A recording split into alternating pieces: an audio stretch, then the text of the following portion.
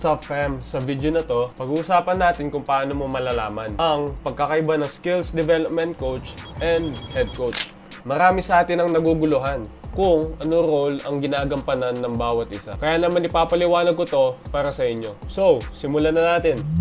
Una, kailangan natin malaman ang pinaka-basic na pagkakaiba. Ang skills development coach at head coach ay may magkaibang trabaho. But same, mahalaga sila sa isang team. Ang skills development coach ay tumututok sa pag-improve ng individual skills ng mga player. Siya ang nagfo-focus sa mga basic fundamental tulad ng dribbling, shooting, passing at defense. Kung gusto mong maging mahusay sa isang particular na aspect ng game, siya ang tutulong sa'yo. Halimbawa, kung gusto mong ma-improve pa yung ball handling mo, kung gusto mo pang maging deep yung bag mo, di ba? O kung paano mag-shoot ng tama, siya magtuturo ng tamang techniques at exercises na makakatulong sa'yo. Ang skills coach, kadalasan one-on-one or small group training sa mga yan at mas malalim sa mga detalye sa bawat galaw mo. Ngayon, ang head coach on the other hand ay may ibang role or gampanin. Siya ang leader ng team. Siya din ang nagmamanage ng buong team. Mula sa paggawa ng game plan, pag-aayos ng strategy at pagbibigay ng overall guidance sa lahat ng players. Ang head coach ay malawak na responsibilidad.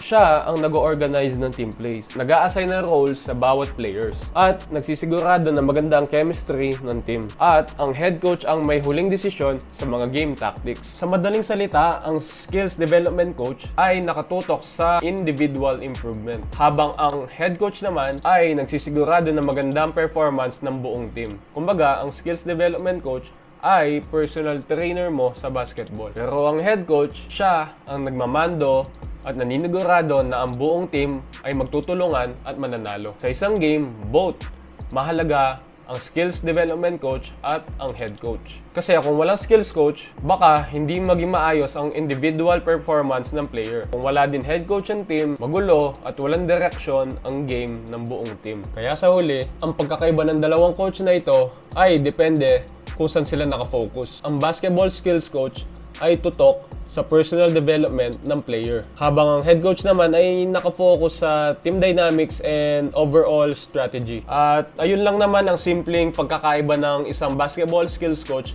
at ng isang head coach. I hope na naging clear sa inyo itong video na to, lalo na sa mga parents na hindi makapag-decide kung sino mang coach ang kailangan nila para sa kanilang anak. Kung may mga iba pa kayong katanungan about sa basketball, just comment down below. Bago ang lahat, huwag kalimutan mag-like, mag-subscribe at i-share itong video na to, lalo na sa mga parents na hindi makapag-decide kung kanino pupunta. Salamat sa time, salamat sa effort, sa panonood ng video na to. Till next time, I'm out.